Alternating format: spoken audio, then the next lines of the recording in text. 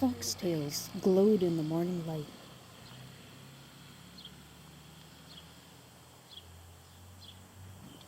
Is it recording? I don't know.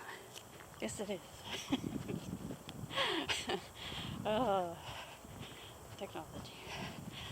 Good morning. So, heading out on a little bit of a test hike.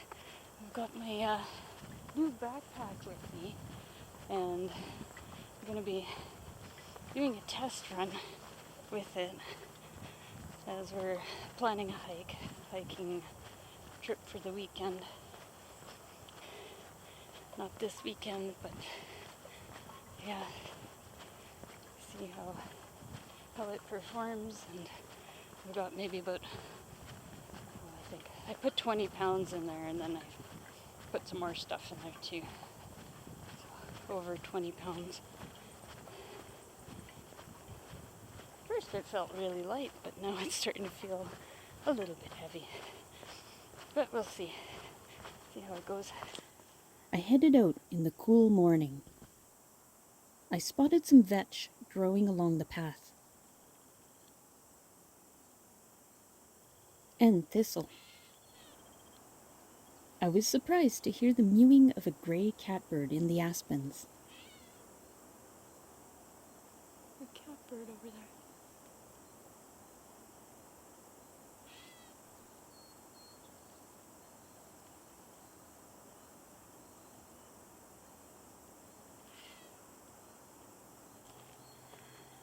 Yeah, that's the other problem with today. I didn't bring any bug spray with me, and I didn't spray anything on before I left. I already got one bite. I'm sure I'll get more. I paused for a moment to look at the White Mud Creek and watch a crow milling about by the water.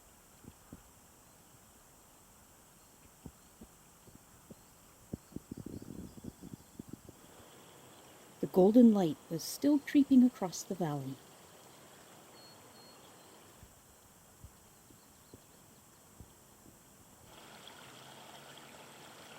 A beaver dam had been recently constructed, calming the water into a reflecting pool. I spotted some field scabious also along the path. This pretty purple flower, native to Europe, is an escaped plant in North America and can crowd out native flowers like the fireweed you see in the distance. Fireweed over there.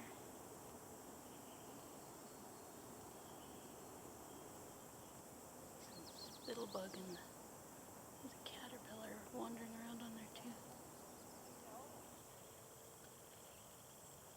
I continued on, admiring the grasses mixed with clover. Being August, there were a lot of things ripening. I came across a grove of Saskatoon trees. It was hard to control my fingers while looking at the screen.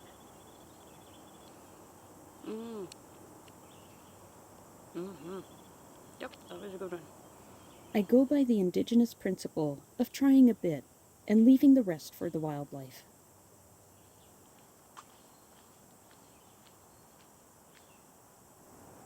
I dare not get any closer. I'm about a meter away.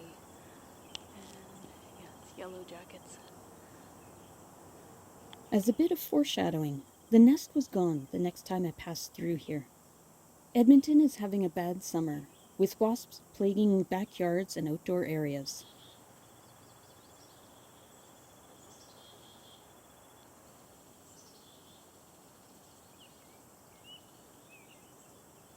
I continued on, heading down my favorite side path.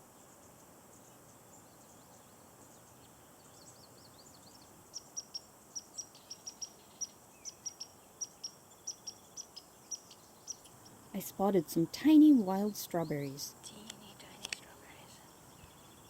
I decided they were too small to eat. Clusters of wild sarsaparilla, still ripening. I found a view of the creek through the trees.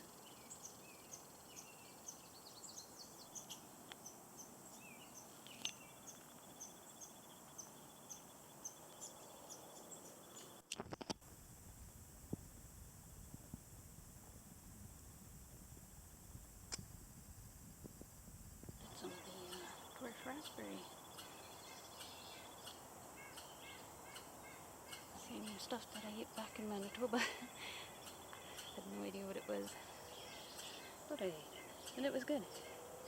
It's still good. This grass seed head was as ornate as a chandelier.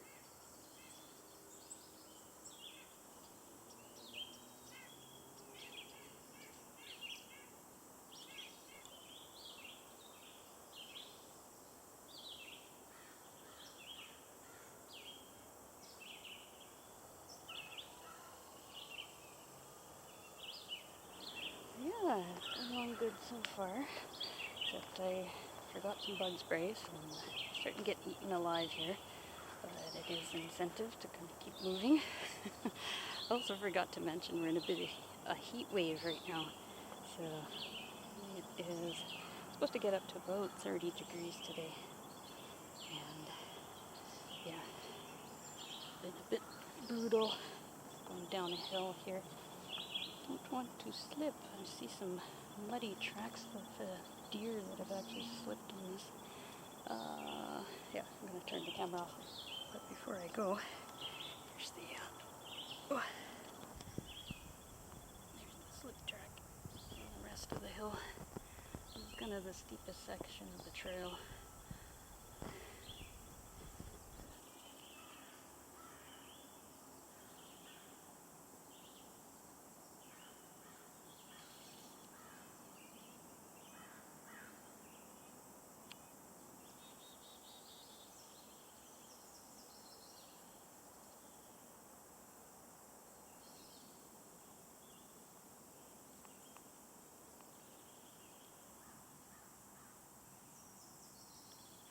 A family of common golden eyes swam about, getting ready for the day.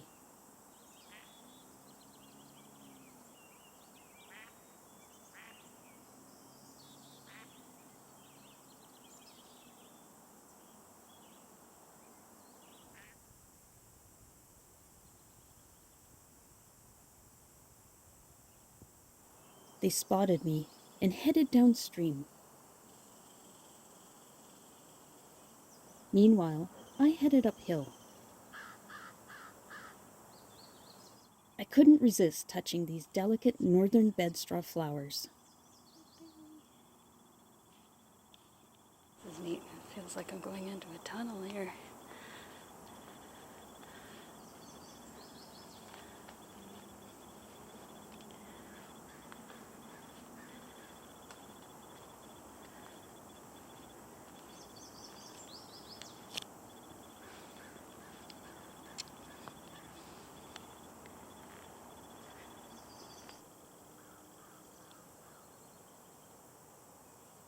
Black twinberries can cause vomiting, but traditionally they were used as a dye, both for items as well as hair.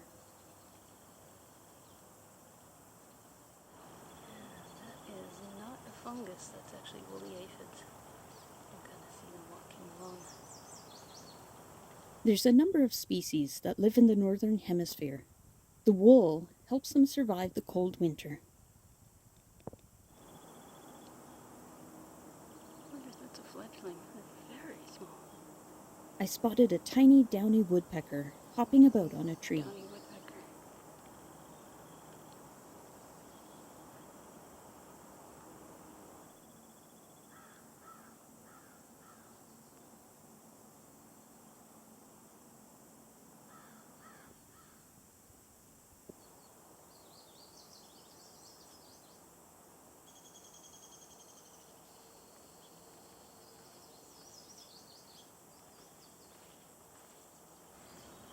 Section with all the horsetail. These look so nice and green.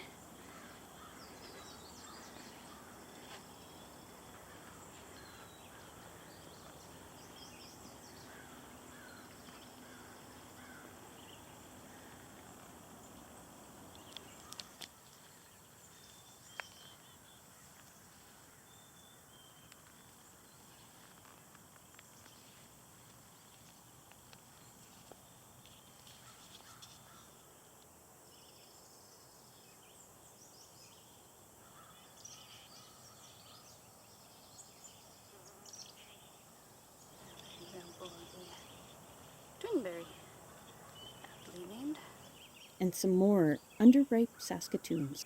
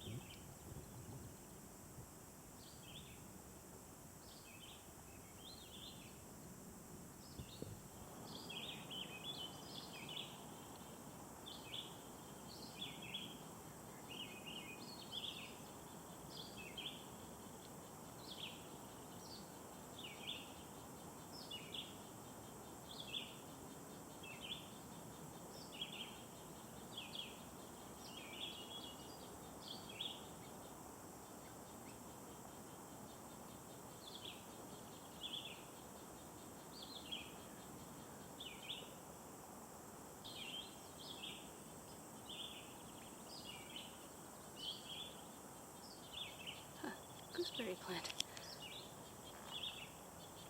I can't say I've ever seen one in this, or noticed one. These are tiny too. I'm gonna try one. Probably gonna be really sour.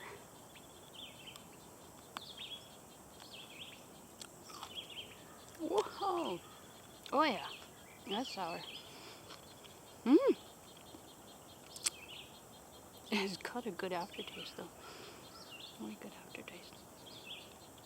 I knew these were currants, but I didn't realize they were skunk currants until later. You remember those tiny little flowers that were so delicate and small? I guess this is the type of wild currant that it produces. You can definitely see it is spreading everywhere. The berries are a little bit hairy. Really kind of prickly to the touch. I think I'm going to try to brush that off before I eat it.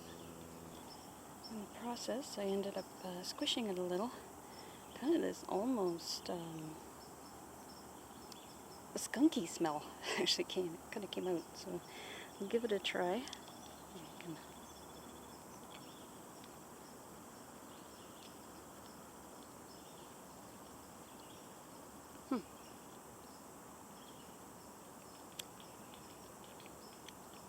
Yeah, it's a little bit sour. Yeah, a little bit sour.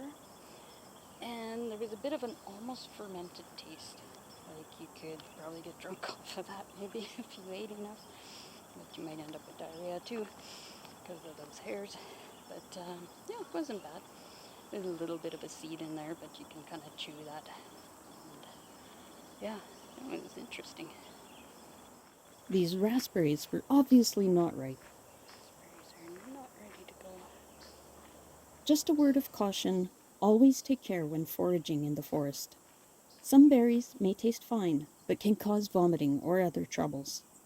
I only ate what I was confident about identifying, and even then, only 1 or 2 berries.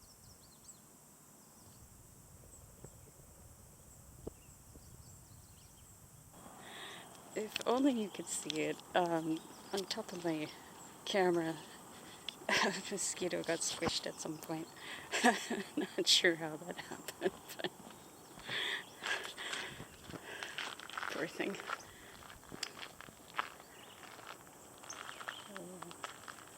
Sparrow up there. Not sure what kind. Kind of bad at my sparrow identification.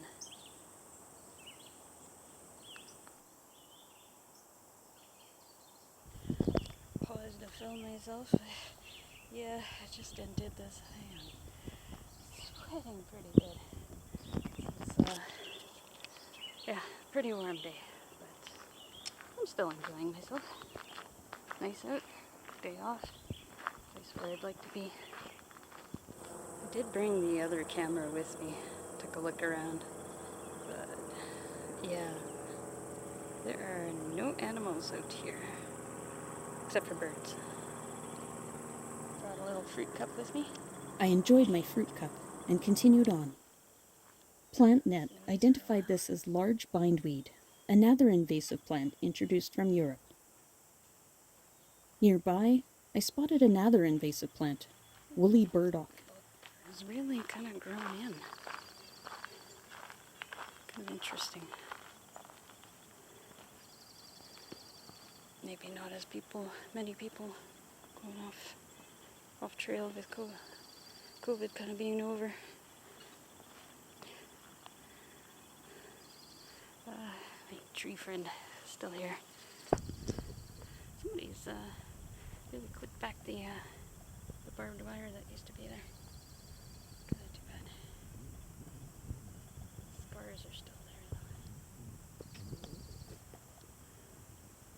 Oh, a big tree fell. I admired the views overlooking the creek.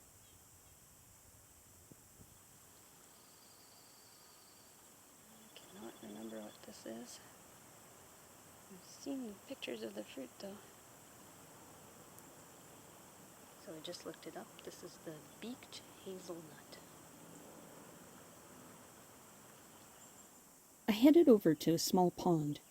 There were no ducks here today, but there were some nice reflections of the trees. Just about ready to give it call it quits. Get across this plant. It's kind of like the ghost pipe. It's kind of surprising because it's so close to the trail.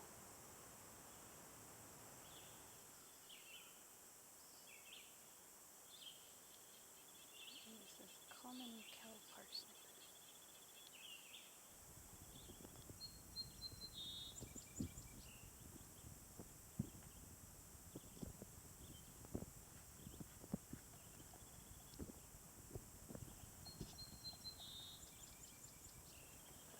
From a viewing platform, I noticed a mallard duck and her ducklings.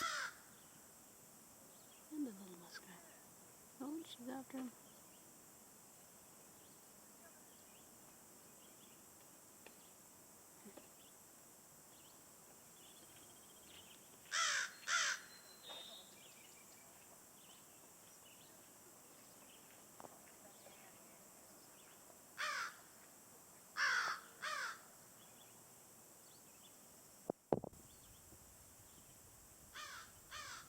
Overhead, some crows cawed menacingly.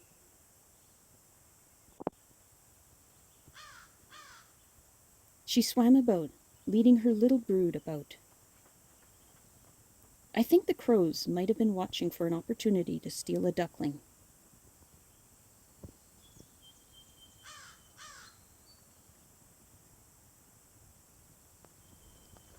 She headed into the grass, seeming to want to lead her ducklings under the bridge.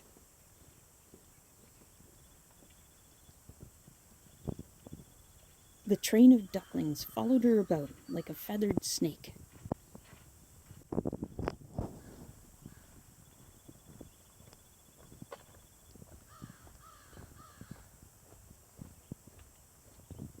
Some people passing by made the duck reconsider her choice, and she turned back.